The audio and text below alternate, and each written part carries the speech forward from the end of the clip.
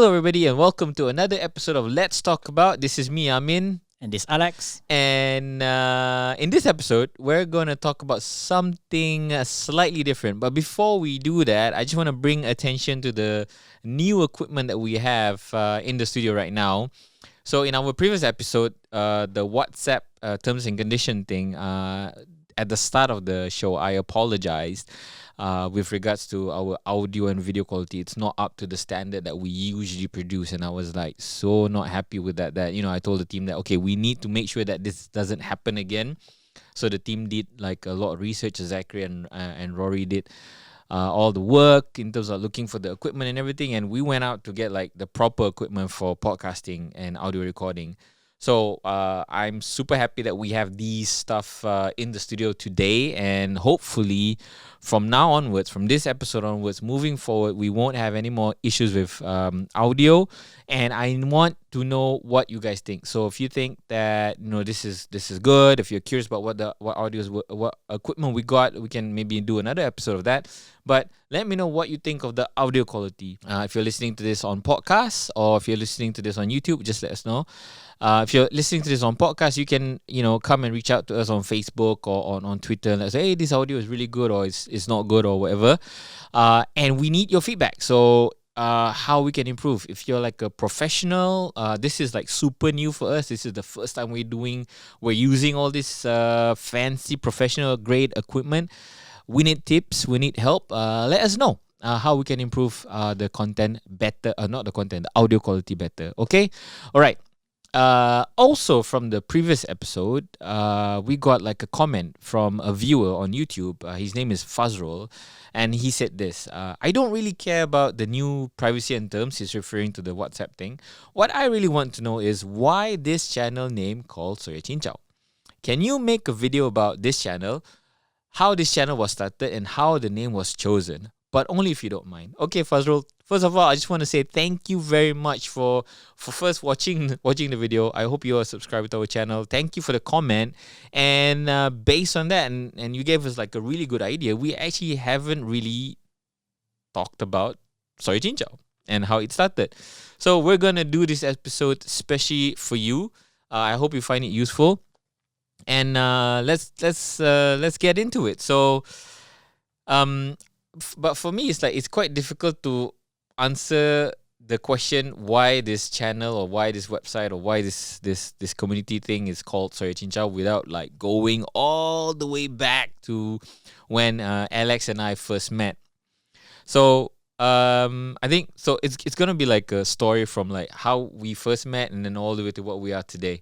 So Alex and I met in what 2001. Okay, that was what 19 years ago. Wait, 20 years. Yes, oh my god, I feel so old. Okay, so 20 years ago, Alex and I met in this like place. Okay, so we all, both of us I think just got off our studies. We just finished studying. And I was still studying. I don't know what I was doing back then. And there was this new website. Okay, so back then, 21 years ago, blogging was new. Creating websites was not easy. Like back, nowadays everybody can like just come up with a website. And people don't even do websites anymore. They do social media. But the big thing back then was websites and blogging. And Astro started a community. It's called Xfresh. If you guys remember that, if you guys are readers of Xfresh, give us a thumbs up and put them in the comment section. Okay, so Alex worked in Xfresh as what, like a writer or what? No, you were doing like tech ops lah. What were you doing? So basically managing the site, make sure everything up, and then we also help out a bit on the hitstock.fm site. We upload some of the sound clips on the website as well. So basically more on the website management. Yeah. So and I can't remember how I got into Xfresh. I applied or something, and then I joined, and then that's where I met Alex. So the thing with Xfresh was it was a website created for young people. What was the slogan back then? By teens for teens. Yes, we were teens back then. Wait, 21 years ago, I was 20 years old lah, 19. I can't remember, but yeah, still teen and hard. And the thing that I remember the most about Express was when I came in, it was like all of us had like a similar mindset. We're like super into tech. We were super into gadgets and devices. We were super into trying things, and we had a lot of fun. And Alex and I kind of like took it off from then. We became great friends. 20 years on, and the funny thing also was Xfresh became like a super effective incubator for a lot of successful people that are online today. So if I can remember correctly, Paul Tan is from Xfresh. Yep. Chapri from Lawyat works at Xfresh. No, he's not. He's not. Chapri doesn't work. Did he work in Xfresh? I know he's like a big follower of Xfresh. I think he did at one point. It was after we left, like. I think so. And then who else is Jason Smash Pop? Yeah, was is Xfresh. Also, before our time, there's also Reza, who's from Torato also from Express. Wow, Well. Yeah. that's before you and me, Yeah, lah. just before us. And then of course, Alex and I. So I mean, it's a good incubator. Xfresh now obviously has been canned. It was a website before, and then Astro tried to turn it into like a radio station. That didn't work, and then it just died like a natural death. But our friendship persisted, and then I think a couple of years after that we parted ways. And then I got a gig in a mobile company, and it was a startup mobile company. Way back then in 2008, 2000 and I think before that. no 2007. I think 2007, 2008, around that time. Okay, around that time, and they needed like somebody to look after their website. And the first person that came to mind, because I just joined that telco, and the first person that came to mind was Alex. So I said, I reached out to him. You were in Cebu. You were working. No, I was in KK. I was in Sabah. I was doing something else at the time. Yeah. Something like completely different, right? Yes. and then I called him up and said, hey dude, why don't you come down to KL? There's like a gig here. And he said yes. I was surprised. So he came all the way down. He did the interview and he got the job, and we were working together again. So we were in the same department. Yep. And Alex was doing the same thing. So I was doing PR management. I was doing press releases and all that for this telco, and Alex was taking care of the website. We got together, and how did that? I remember we had like a chat over coffee or over some teh tarik or something. Yeah, so like a pantry or something like that. Do you remember what we were talking about when we started this? I think on top of my head is that during that time, right? There's a few things that's evolving in the tech scene, especially in telco.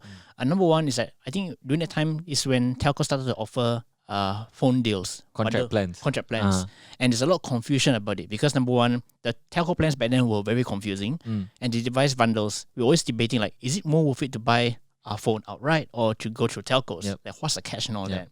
So we thought that, there's an opportunity for us to share this knowledge of us because we're in a telco, we understand what's going on, and then there's not enough resources online, and we think that a lot of people needs to be informed about this. So I think this how everything was started. Yeah, that reminded me because we were trying to look for information online and we couldn't find it. We're like, a lot of people that covered the topic was like very surface level. I was like, hey, you know what? And then we had like a lot of questions like, hey, what about this? What about this? What about this? And then I can't remember when specifically this started, but I remember you and me talking, and I remember it's like, hey, I think we should start something.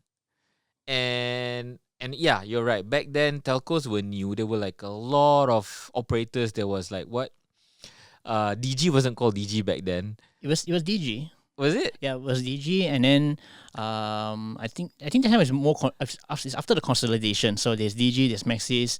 There wasn't Celcom. Was there Celcom? Celcom's definitely there. Yeah, but back then I think the plans were very confusing. Last time I think some plans they still have access fee or something like that. Yeah. It's not like what it is today. And I can't remember whether there was MCMC back then, but telcos were free to do whatever they like. Basically, they could hold you. They could have devices that are locked. So there's no such thing as free devices in terms of like I can take my contract device and use another operator. Those things didn't exist back then, and obviously phones and everything cost a lot of money. And another thing is that time was before MMP was started. So last time, if you get a number from a telco, you can switch on. You can't switch. Yeah. So there's a lot of things that's going on that time. And NMP was quite new. I think it was 2008 or 2009 somewhere. Yeah, it was like the birth of like a lot of new things, and people were like, okay, first they didn't understand telcos. 3G was like super new. People were still surfing the web on mobile using WAP, if you guys know that. Yeah. Remember like it cost like 10 ringgit for 1 megabyte. It was like super expensive back then. Yeah, and there was no cameras on phones. That's like super new. Bluetooth was just created when we were in Xfresh. So we were like, okay, we went like, you know what? Screw this. We're gonna like do something, because we couldn't find the information that we wanted, and we felt like it's kind of like our duty, because we had the knowledge, we had the expertise, and nobody's sharing it. So we felt like, okay, let's do this. And it started like as a blog, and the name, okay, so now to answer the question, the name came out because back then, during the time 2007 2008, SoyaCincau was something fairly new, at least to me lah. I don't know whether it's new to you. And there was like a lot of talk in the office about SoyaCincau, and they were calling it something else. It was called Michael Jackson. Yeah. So it was like the cool thing to go to a mama or to go to a kopitiam back then in 07 and say, hey dude, can I have a Michael Jackson please? And the dude was like, I know what you're talking about. And then and then the guy brought like the SoyaCincau drink, and then you feel like super cool lah. You know, you can go to a mama and say, Mama, Michael Jackson satu, and then the drink came about. Okay, for international viewers, right, SoyaCincau is basically soybean drinks with soy milk. Soy milk, soy milk with a bit of grass jelly. So it's black in color. So you can see like black cubes in like a soya milk drink. Yeah. So the reason why I call it Michael Jackson is because the song Black and White, Black or White. Yeah. So that's why it's called SoyaCincau. It's so corny, but yeah, Black and White, the song Michael Jackson. It's not like being racist or whatever. So I can't remember. Was it like my favorite drink, or I remember because of the cool name, we were drinking it a lot. Yeah, and also another thing is that we don't call ourselves like tech this or tech that or mobile this, because it's so, it's so standard. Like, how do we stand out? Yeah. So we wanted to like call ourselves something, and it was like I can't remember. It was so long ago, but I don't know whether it was like the drink was in front of us, or because everybody was talking about it, and we're like, you know what? Let's just call ourselves SoyaCincau, because number one, you just look at Alex and me. Isn't it obvious? And also another one is like yin and yang, the symbol, so it's balance. Yeah, it's balance. We didn't make this up after the fact. We wanted something unique, and that's true. And we wanted something balanced. We wanted something that's symbolic of Alex and I. So obviously, Alex is the soya, and I am the cincau. And we wanted to be unique, because we went when we started going to press events. I don't want us to be called like gadget this or gizmo that, because you forget, because when you start asking questions, you go like, hello, my name is Amin from gadget this, or my name is Alex from technology this or mobile that, right? I mean, you become forgetful. You cannot make a mark. So we decided like this will be our name, and when we go to press release, we'll go out and say, hello, my name is Amin, I'm from SoyaCincau.com. And you know what happened? Everybody was like, what? Wait, what? Is that real? like, huh? What is this tech? What is this food website doing at a tech event? And I like that. People were turning heads when we were asking questions. So I guess that answered the question of why it was called SoyaCincau.com. And never in a million years that I would think that it would last this long. So it started in 07. We incorporated as a company in 2015? Yeah. 7 years, 6 years after it was. Because we never believed that it could be sustainable. We never believed that it would. I mean, it was a passion project. it was difficult when we first start, right? Yeah, because both of us have day jobs, Yeah. and then we always work behind the scenes, like after hours, Yeah. late nights, or early morning. Wake up at 6 o'clock to write stories. Yeah. It wasn't easy. And we had to work doubly hard because there were established people out there. They were already established portals. We had to compete with the established portals. We had to compete with the newsprint and news outlet and stuff like that. And we persevered lah. I mean if you guys are starting something, there is no shortcut to starting something than just hard work. I think a lot of people forget that, and I think you just have to put in the hours. I mean, it took us like 7 years. Number one, we were clueless. We never knew that it would go this far. We never knew that it was something that it could sustain us. Never knew that it would be something interesting. We never believed that people would want to read our stuff. Do you remember when it started taking off? I think it's when we started covering like more broadband stuff. I think that time Unifi was new. I think we covered that. I think that was a huge hit. Unifi was being rolled out. Yes, correct. And I remember like people were, for the first time ever in Malaysian history, people were excited about contractors digging holes in the road. Yeah, it's like, wow, sign of progress. There's a trench down here. Yeah, it's like, wow, my taman now got people digging up holes. Unifi is coming. Yeah. How old is Unifi now? I think it should be more than 10 years. I think. Was it 2010? Can't remember. I can't remember that. So we existed before Unifi started. Our first post was... Oh, interestingly, the first post was about a prepaid plan called Happy. So it was one of the first MVNOs in Malaysia, mobile virtual operators. So it's like a Digi sub-brand, which no longer exists. So what was interesting about Happy was that it was the first prepaid to offer like per second billing.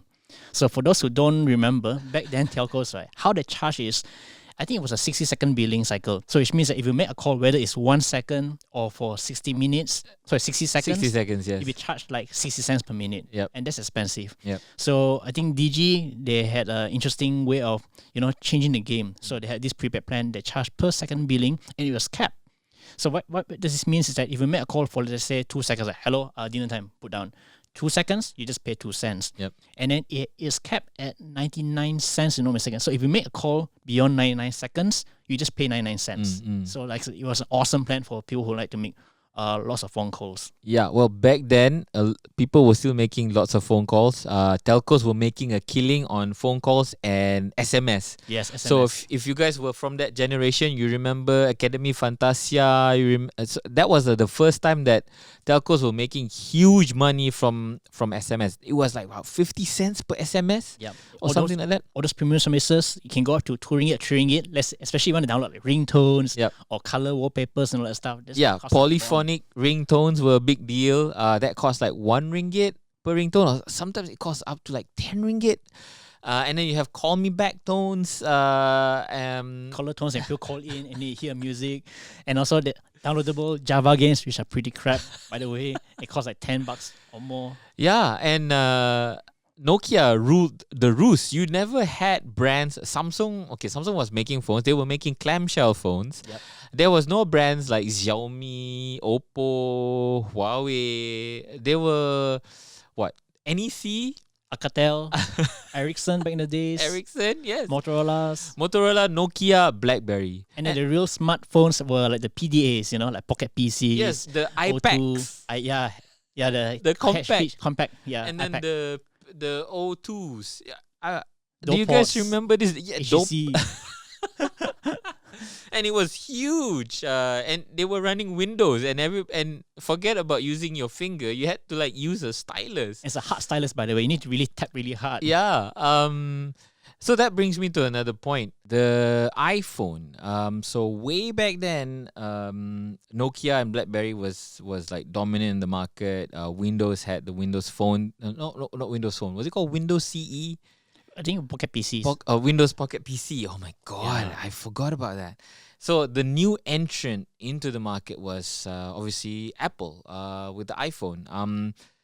The first generation, the one without the 3G, the 2G one, didn't come to Malaysia. And we weren't interested about that, but we covered it, right? We wrote about it. I don't think we covered that. We only covered iPhone 3G onwards. When 3G, okay, so when 3G came out, and mind you, we were still working in this Telco. in this startup telco. It's new, right? They were like us symbolically in SoyaCincau, right? They wanted to like beat the established players. And we were following the news, and we were like, you know what? I think to be different in the market, you should bring the iPhone 3GS to Malaysia. It was a big deal, and when we were working in this telco, we actually went. Alex and I actually went to the guy that was in charge of device partnership with brands like Nokia and all that, because, you know, like you said, bundling was a big thing. Yep. Contract deals was a big thing, and we told him, you know, you gotta bring this in. This is the big thing. You know, this is gonna make this telco different. People will pay attention. Will look at us seriously, and you know what? We got like a really, I don't know lah. I mean, we were young guys. What do we know, right? And this was like an industry veteran, and he straight out tell us like, don't be ridiculous lah. Nobody's gonna bring the iPhone to Malaysia. Nokia is still the Number one. Nokia is number one, and you know, if you go to anywhere, Nokia can be everybody will buy Nokia. This was like what, 20 years ago. And you know, look how things have changed now. iPhone is the champion. Well, at least top of the charts, and Nokia is dead. So yeah, what else? What else was interesting? And we followed the story, and the first telco that brought the phone was Maxis. Yeah, so I remember that time before Maxis brought in, right, we actually ran like a petition page called iPhone 3G for Malaysia, because we're like, you know, we try to rally support to get our telcos to listen to us, like, you know what, please bring in the iPhone 3G to Malaysia. Yeah. And I think a few months after that, or is it the year after, we got wind from Maxis that, you know, they were actually looking into bringing in the iPhone 3G. They were like, oh, this is it. Yeah. They're finally bringing it in. And yeah, indeed, they brought in the Maxis 3G. And we broke the news. I mean, that petition website was because of, it was like a reaction from this industry veteran, right? So it's like, okay, never mind. You don't want to listen to us. We're gonna like do a petition page and rally some support, and then we're gonna show it to you, and hopefully, because we still want to help this telco, right? And hopefully this telco will be the first telco to bring the iPhone 3G to Malaysia. So that didn't happen. But you know, Maxis did brought it in. I don't know, deep inside my heart, I kind of like feel that our petition website like kind of made a difference. I don't know. Hopefully, because I think it's a good show of, you know, interest. Like, you know, people are actually interested in the phone, so please bring it in. Because back then, registration of interest does not exist. So I guess we created like the first ROI page. Possibly, because I'm pretty sure like all telcos, they're a bit cautious. Like, should we bring in, because it's gonna be a huge investment to bring in such a phone. And who's gonna pay that amount of money, right? So it was like what, 199 on contract.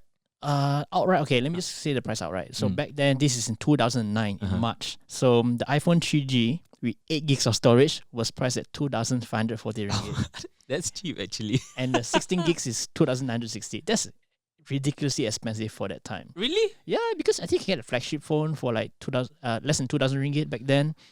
And on contract, right? The device was going like how much was it? Let me look here. I got an old table here. On iValue, have you heard the plan? So that was going for like 2,290 ringgit for 16 gigs of storage. Not much of a savings lah. Yeah. So yeah, and then we started doing plan comparisons, because nobody did that back then, because nobody understood the numbers, nobody understood the terms and conditions and everything. And we did that, and people found that useful. But Alex, $2,000 for a phone is quite, compared to like a door pot. You remember the big ass door pot? That was like 4K or something like that. I think it was because import set, right? Because I think if you get the local phones, I think it's about 2,000 plus. Yeah. But then again, comparatively, right, the door pot or Windows PC were more powerful back then, because you have like a stylus. Yeah. Despite what you say about stylus, back then it was a powerful tool. Yeah. And you got proper email support. And back then, the first iPhone didn't even support copy and paste function. Yeah, it was like super limited. Basic. And you couldn't like connect Bluetooth. You know, you couldn't transfer file with Bluetooth. That was like a huge deal. Yeah, I couldn't connect that. And then the camera didn't even have a flash. Yeah, but It was pretty good back then. But it was the first phone that that had like a full touch screen display, and it was the first phone that had like A proper multi-touch. multi-touch and a display that you can use your fingers. And I was skeptical. I was like, did it because back then when brands showed how the phones work on ads, it was completely different than how it actually worked, because they wanted to show like how smooth it was. But when you actually use it, it's like super laggy. I remember the first competitor for the iPhone was this HTC Diamond. Was it Diamond or it was something Diamond. else? HTC Magic? No, I can't remember. It was about the same size. And I remember asking you, because you tested it out, and I remember asking you, like, did it actually look like the ad when you like scroll? Because it had like that cube navigation thing. Yes, correct. And you said yes, and then we tried it out, and yeah, basically what I wanted to say was, back then things was like super different, and we started this as like something of like a hobby, and we never knew that it was going this far. And times are completely different now. If I had the chance to do it again, I don't think I would change much. I would still, the purpose of the website was still to be able to help people, and I hope we still do that. I know we cover more newsy stuff now, but we try to be more in depth in terms of covering the news. It's less of reporting, but it's more of like, okay, what can we add, and what more can we put in to like really make sure that the information that you get is useful for you. I guess for me, like, one of the biggest regrets would be like really not focusing on our YouTube channel earlier. So I think we started working on our YouTube channel like seriously after we had like full-on team members. So it was like, I think 3 years ago. Back then, when it was only just the two of us, we did like very little editing. Yeah, so we just wing it, like one single take. Yeah, no script, no nothing. Yeah, it's just one single take and just upload it. And we still got like decent views back then. I don't know, maybe we should go back to doing that. I'm not sure. What do you guys think? How can we improve our YouTube channel? Let us know. I remember when we were testing devices, obviously as a new name, brands are not going to give us phones. So what we do was, when there was like a launch, they will do road shows. You remember that? Yep. So Alex and I would take the weekend and we would go to a road show, whether it's in Sungai Wang. So back then there wasn't a digital mall in PJ. There was Sungai Wang, there was Lau Yat. So we'd go to Lau Yat or Sungai Wang, and we'd take our camera and we'd shoot and record and do our review there and then. Yeah, and I think a lot of salespeople were not happy with us back then because like we saw a phone. Okay, can we borrow that for a while? Okay, then we spent like half an hour or 1 hour just to shoot the device. Yeah. So that's how we did it, and eventually brands saw us, and we started getting devices. Do you remember the first device that we got from like a brand? Was it a HTC or was it a Samsung? I think it could be a Nokia. I can't remember. Just we got a lot of Nokia phones back then. Last time when Symbian was a new thing. Yeah. And then eventually we got Samsung. I think we got Samsung starting from S1. We got Samsung devices in their first Android phones. Yeah. Yeah. And Sony Ericsson phones. Sony Ericsson phones, yeah. I remember going to a Sony Ericsson launch. I was like a big fanboy of Sony phones back then. Sony Ericsson phones. I mean, their designs were nice, and they were super powerful. So they existed before Samsung came in. I think the Xperia, X1? No, before that, I think it was an Xperia. I can't remember. Last time they call it, there's an Arc, there's a Ray, there's a, I can't remember. It was called Xperia. Xperia, yeah. So Xperia was like the first Samsung, the first Sony Ericsson Android powered phone, and it was like super sexy. It was like super thin. It was thinner than an iPhone. It had like really gorgeous display. It was huge. It's a big deal. Yeah, and then they were the first to make waterproof phones mainstream. Yeah. And I think one of our top viewed videos was the streaming video, which was shot with the Xperia Z. I remember that. Yeah. So, okay, so I wouldn't change a thing, but for me, like I said, the biggest regret was not focusing on our YouTube channel, and I think hopefully we're going to catch up.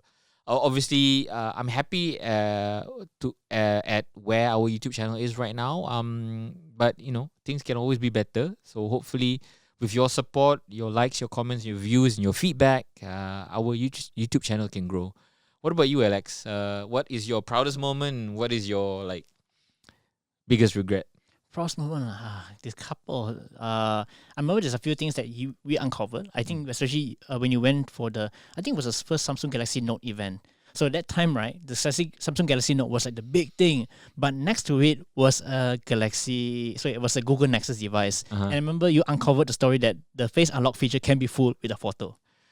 Yeah, that was huge. I remember huge. I was in Indonesia back then. Yes. There was the launch was the Samsung Galaxy Note. No, it was a Note launch. Yes, Note, the first Note. And then I was in Indonesia, and I remember it was Someone a tweet or something. Yeah. And I tweeted like, okay, we have the Note in hand. Is there any questions that you have to ask? And then somebody said, okay, try this with the Note. And I immediately got up from the table and went to the experiential zone and took a picture and tested it out and did a video right on the spot. And then I can't remember if I uploaded it then. And then yeah, it became a huge deal. Yeah, it's a Galaxy Note, but they had the Galaxy Nexus. That was like the first Samsung Galaxy Nexus phone.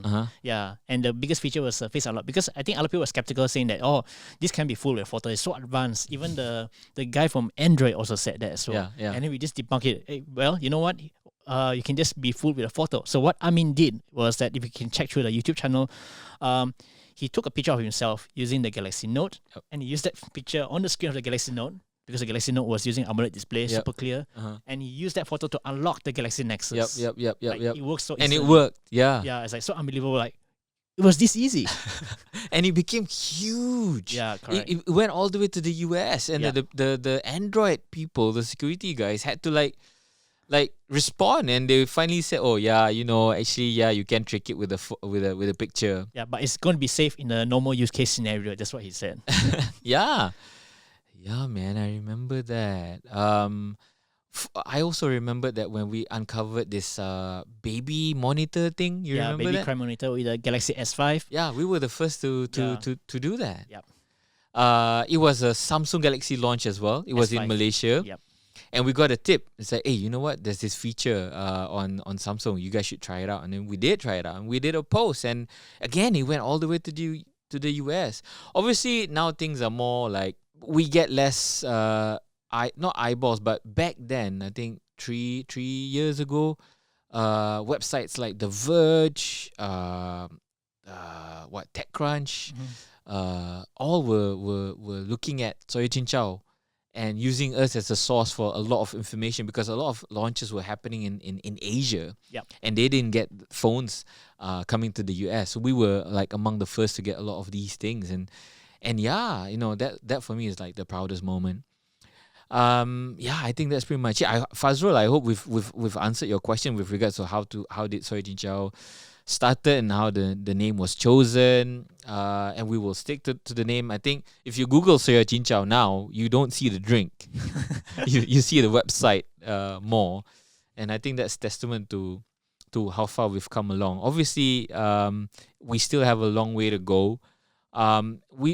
We're still driven by the same thing, right? So this notion of helping people out with the information that we have, and always providing more information to make it useful for people to make their decision. That's always guided us. And I guess it's symbolic, because Alex and I met at XFresh. It was kind of like an incubator for geeks and people with the like-minded things and passion about technology and gadgets. And now we've created somewhat of a community that resembles that. So I'm happy to have like people work with us. I am Rory, Zachary, we have Nick at SoyaCincau BM, we have Najib, we have Anip, now we have Fatin, our new team members, and these people have the same, we kind of like work in the same frequency. We have Zamira, they are all individuals by themselves, but we're all united by this one thing, right?